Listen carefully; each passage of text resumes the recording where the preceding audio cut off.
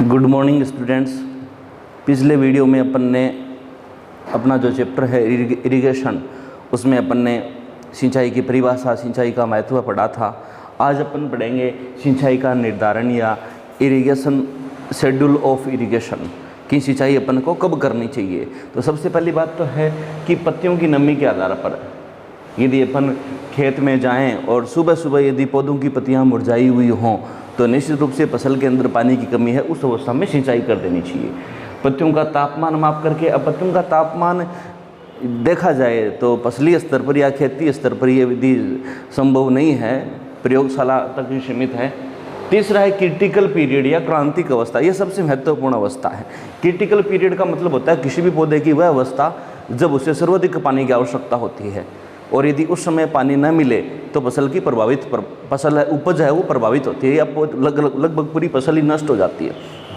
मुरझान बिंदु की यदि अपन बात करें, मुरझान बिंदु को अपन या विल्टिंग पॉइंट कह सकते हैं या मुरझान बिंदु इसको अपन कह सकते हैं। मुरझान बिंदु का मतलब होता है, इसको दो तरीके से अपन डिफाइन कर सकते हैं। एक तो मृदा के अंदर पानी की इतनी कमी कि पौधों की जड़ें उस जल का अवशोषण नहीं कर पाएँ या वो कैपिलरी फोर्स तक काम नहीं कर पाता है, तो पौधों के अंदर मुरझान अवस्था आ जाती है। दूसरे अपन ये कह सकते हैं कि मृदा के कणों द्वारा नमी को इतना मजबूती से पकड़ना कि पौधे की जड़ों द्वारा उनको छुटाना पॉसिबल नहीं होता।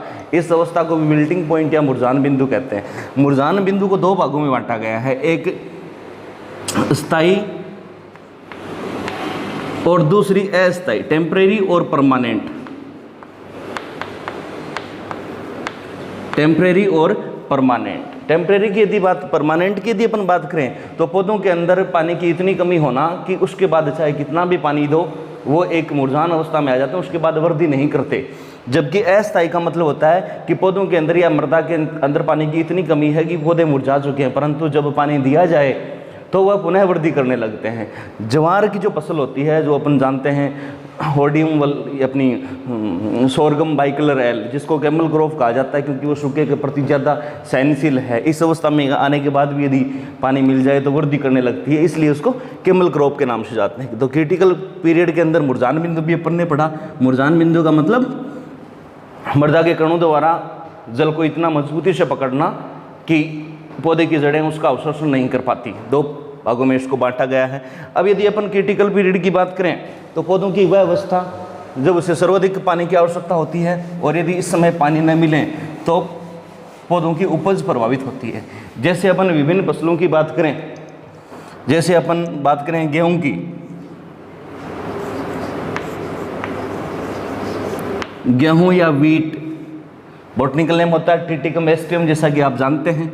इसका सबसे पहला क्रिटिकल पीरियड है CRI स्टेज, या अपन इसको कह सकते हैं कि शीर्ष जड़ें बनते समय। गेहूं की फसल के अंदर बुआई के 21 दिन के बाद शीर्ष जड़ें बननी प्रारंभ होती हैं। अब आप ये सोच रहे होंगे कि भाई 21 दिन तक जड़ें ही नहीं बनी तो पौधे ने भोजन कहाँ से लिया, वो जीवित कैसे है? तो 21 दिन तक गेहूं के पौधे हैं वो भ्रूण से, जो सीड एम्ब्रोई है वहीं से न्यूट्रेंट ऑब्जर्व करते हैं। 21 दिन के बाद CRI स्टेज है, जड़ें बननी प्रारंभ होती हैं। इसलिए सर्वाधिक पानी की आवश्यकता होती है। यदि यहाँ पानी नहीं मिले तो फसल की उपज है वो प्रभावित होती है। दूसरी यदि अपन बात करें बच्चों, टिलरिंग स्टेज।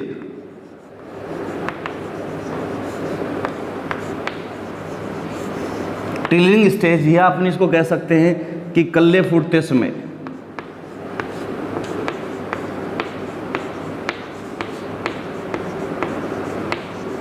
कल्ले फूटते समय का मतलब मेरा इससे है कि जब पौधे के इस भाग से शाखाएं टिलर्स निकलने लगती हैं, इसको कल्ले फूटने की अवस्था माना गया है और इस समय सर्वाधिक पानी की आवश्यकता होती है। नंबर 3 की यदि अपन बात करें तो फ्लावरिंग स्टेज,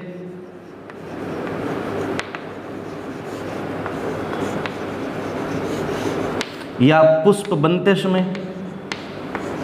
पुष्प बनते समय सर्वाधिक पानी की आवश्यकता होती है, न मिले तो फूल कम बनते हैं या न भी बने कभी कभी। Number 4 milk stage. अब मिल्क स्टेज का मतलब ये नहीं है कि गेहूं में दूध बनने लगे, कहीं अपन चले जाएं अमूल वाला दूध मिलता हुई। मिल्क स्टेज का मतलब इसको अपन बोल सकते हैं दूध अवस्था।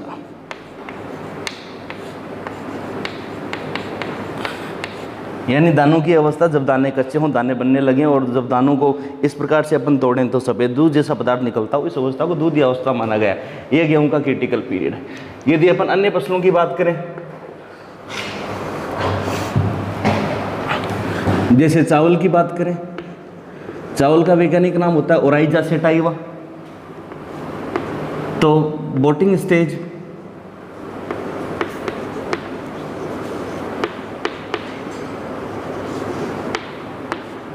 टिलरिंग स्टेज और फ्लावरिंग स्टेज।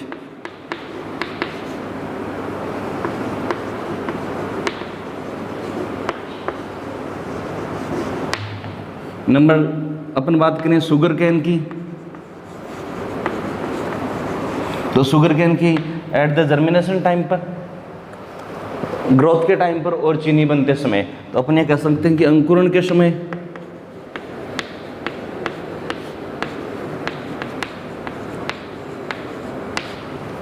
दूसरा अपन कह सकते हैं वृद्धि के समय,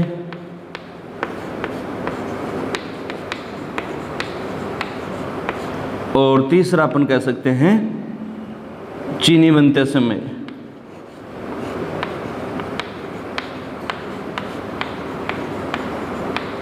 ये क्रिटिकल पीरियड। मूंगफली की यदि अपन बात करें, एराकिस हाइपोजिया इसका बॉटनिकल नेम होता है। अंकुरण के समय, पुष्प बनते समय, और तीसरा है सुइयां बनते समय। सुइयां बनते समय ये इसके क्रिटिकल पीरियड है। तो क्रिटिकल पीरियड की परिभाषा, विभिन्न फसलों के क्रिटिकल पीरियड। उसके बाद बच्चों अपन बात करें, जल मांग अपन पढ़ चुके हैं।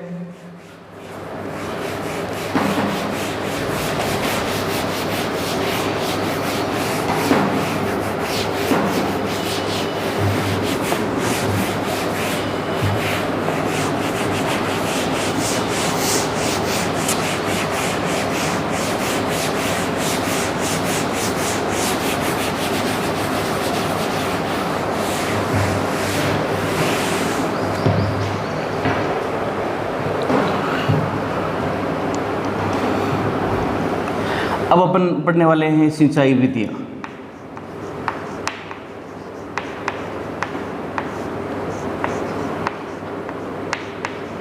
Methods of irrigation. सबसे पहले यदि बात की जाए सबसे पहली विधि की, तो चेक बेसिन मेथड, या अपन इसको कह सकते हैं क्यारी विधि। चेक बेसिन विधि, क्यारी विधि। इस विधि के अंदर क्या करते हैं कि खेत को क्यारियों में विभाजित किया जाता है। क्यारी का आकार फसल के आकार पर निर्भर करता है। जैसे यदि चावल की फसल है तो क्यारी का आकार 1 हेक्टर भी, एक क्यारी का आकार 1 हेक्टर भी लिया जा सकता है।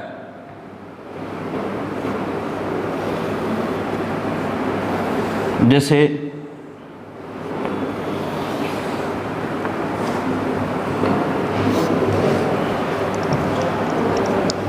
अपन बात करें, इस प्रकार से खेत को क्यारियों में विभाजित कर दिया। यह मुख्य सिंचाई नाली बना दी गई और मुख्य सिंचाई नाली से जल प्रवाहित होकर के खेत की प्रत्येक क्यारी को सिंचित किया जा सकता है इस प्रकार से। और ये इसको अपन बोलेंगे जल निकास नाली। और ये मुख्य सिंचाई नाली।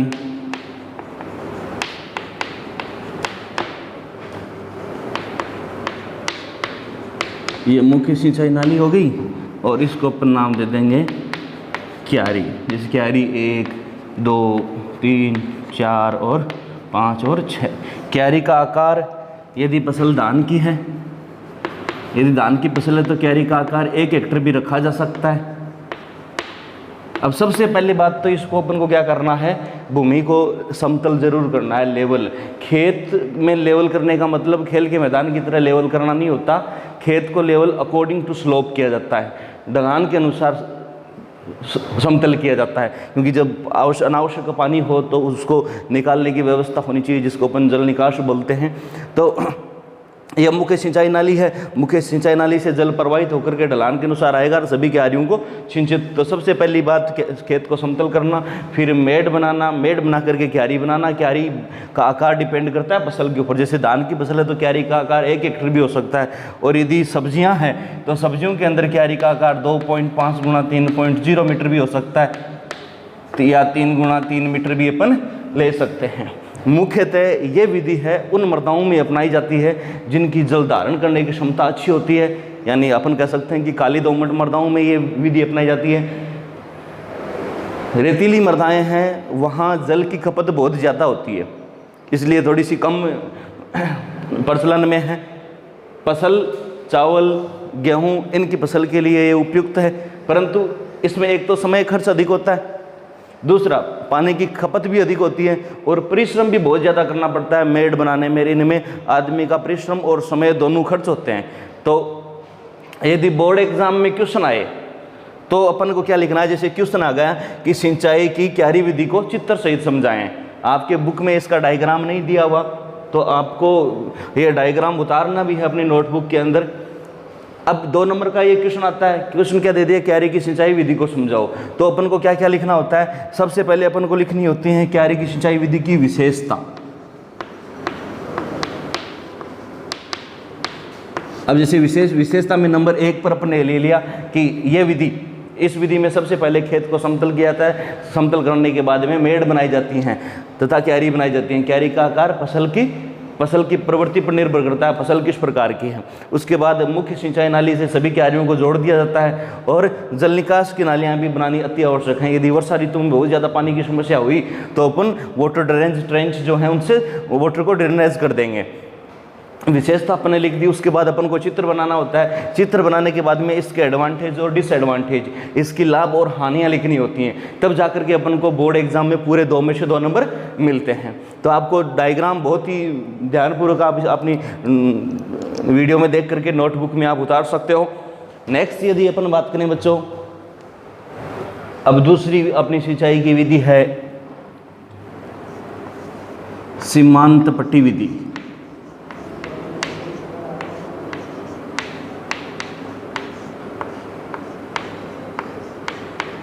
सीमांत पट्टी विधि, सीमांत पट्टी विधि को अंग्रेजी में बॉर्डर मेथड के नाम से जानते हैं।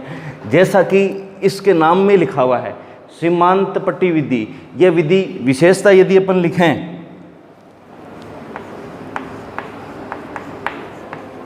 सबसे पहले बात आती है विशेषता की, तो अपन को लिखना है यह विधि उन खेतों में अपनाई जाती है जिनकी लंबाई ज़्यादा और चौड़ाई कम होती है, तथा खेत को पट्टियों में बांट दिया जाता है। पट्टियों का आकार, यदि अपन इस पट्टी की स्ट्रिप्स की यदि बात करें तो स्ट्रिप्स की साइज, सबसे पहले इसकी चौड़ाई की यदि अपन बात करें तो 3 से 15 मीटर इसकी चौड़ाई रखी जाती है। लंबाई डिपेंड करती है सॉइल स्ट्रक्चर पर। यदि रेतीली मृदा है तो लंबाई कम रखते हैं, क्ले और दोमट मृदा है तो लंबाई ज़्यादा रख लेते हैं। खेत को लंबी लंबी पट्टियों में बांट दिया जाता है। चौड़ाई 3 से 15 मीटर, लंबाई depend on soil structure. Next, सीमांत पट्टी विधि, सीमा के अंत पर पानी छोड़ा जाता है जो पूरी पट्टी को एक साथ सिंचित कर देता है। तो इसके लिए सबसे पहली जरूरी बात तो होगी खेत को ढलान के अनुसार समतल करना है, फिर पट्टियों में विभाजित करना है। पट्टियों की साइज मृदा पर निर्भर करती है। इस विधि में क्या करते हैं, जैसे मैं ये कहूँ कि ये खेत है और उन खेतों में ज़्यादा उपयुक्त है जिनकी लंबाई ज़्यादा और चौड़ाई कम होती है। खेत को अलग अलग इस प्रकार से पट्टियों में विभाजित कर दिया जाता है, और इस पट्टी की सीमा के ऊपर यहाँ जल प्रवाहित करवाया जाता है जो ढलान के अनुसार गति करके पूरी पट्टियों को सिंचित कर देता है। यह सीमांत पट्टी विधि है। तो यहाँ पर जल निकास नालियाँ भी बनाई जाएंगी। जब पानी की भरने की समस्या होगा तो इस अपन नाली से जल को बाहर कर देंगे। यहाँ तक क्लियर सबका। उसके बाद नंबर 3 पर यदि अपन बात करें तो कुंड या फ्यूरो मेथड या फरो विधि आपको पढ़ने के लिए मिलेगा। इसमें फरो विधि उन फसलों के लिए उपयुक्त है जिनका खाने वाला भाग है मुख्यतः मृदा के अंदर बनता है। अब आप सोचोगे कि सर मूंगफली का भी खाने वाला भाग मृदा के अंदर बनता है, परंतु उसके लिए पॉसिबल संभव नहीं है क्योंकि उसकी जड़ें हैं वो फैलती हैं, तो स्ट्रिप से वो बाहर निकल सकती हैं। कैसे? इस विधि के अंदर क्या करते हैं कि खेत के अंदर मेड़ बना दी जाती है। जैसे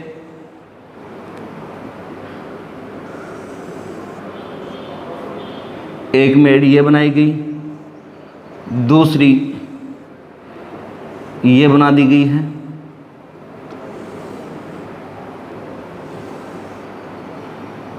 तीसरी बना दी,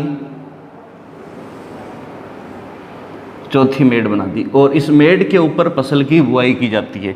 जैसे यहाँ पर पौधे लगा दिए गए,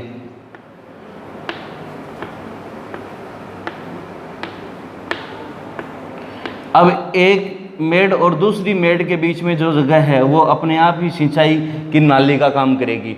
जैसे यदि यहाँ से अपन ने जल प्रवाहित करवाया तो ये जल इस प्रकार से गति करते हुए पौधों की जड़ों को रिस करके मिलेगा, सीधा पौधों की जड़ों के संपर्क में ना करके पहले मृदा के संपर्क में आएगा और मृदा सोख करके इस फसल के पौधों को जल का अवशोषण करवाएगी। तो अपन ने पढ़ा था कि जैसे मूंगफली के लिए ये विधि उपयुक्त नहीं है क्योंकि मेड़ के ऊपर बुआई की गई है तो मूंगफली की जड़ें फैलती हैं, सुइयाँ बाहर आ जाएंगी, फसल की प्रोडक्टिविटी कम हो जाएगी। तो ये कुंड या फ्रो विधि है। एक बच्चों नेक्स्ट अपने विधि है वल्ले विधि, या अपन ये कह सकते हैं रिंग मेथड या थाला विधि। इस विधि का उपयोग है अधिकतर उद्यान के फसलों के अंदर किया जाता है थाला विधि का। इसमें अलग अलग, जैसे अपन ये कह सकते हैं कि ये मुख्य सिंचाई नाली बनाएगी और मुख्य सिंचाई नाली से फिर सहायक सिंचाई नालियाँ इस प्रकार से जोड़ दी जाएंगी और ये नालियाँ जाएंगी पौधों तक।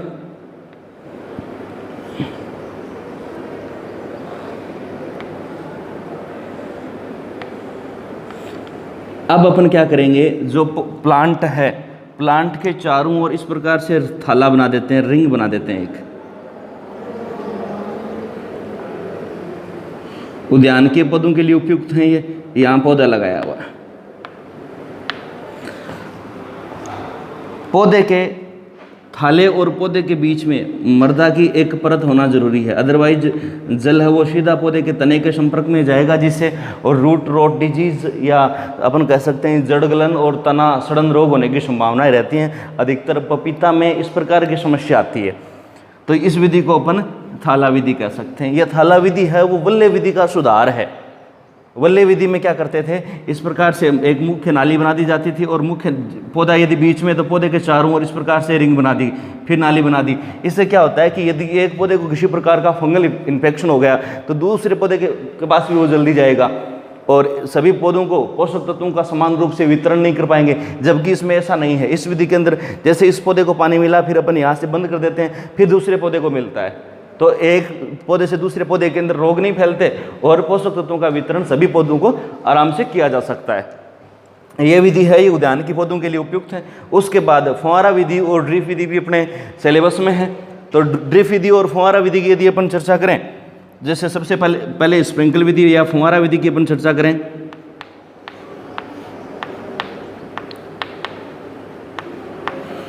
तो फुहारा विधि भारत में इजराइल से आई है और बूंद बूंद विधि भी भारत में इजराइल से ही आई है। इस विधि में अपन मुख्य सिंचाई पाइप जो होते हैं उनका उपयोग करते हैं, नोजल, राइजर, डिलीवरी पाइप, इन सब का यूज़ करके इस विधि के अंदर जो फसल को पानी मिलता है वो बरसात की तरह मिलता है। पौधों को पता नहीं चलता बरसात हो रही, फुहारे चल रहे हैं, तो अपन ये कह सकते हैं बरसात की तरह पानी मिलता है।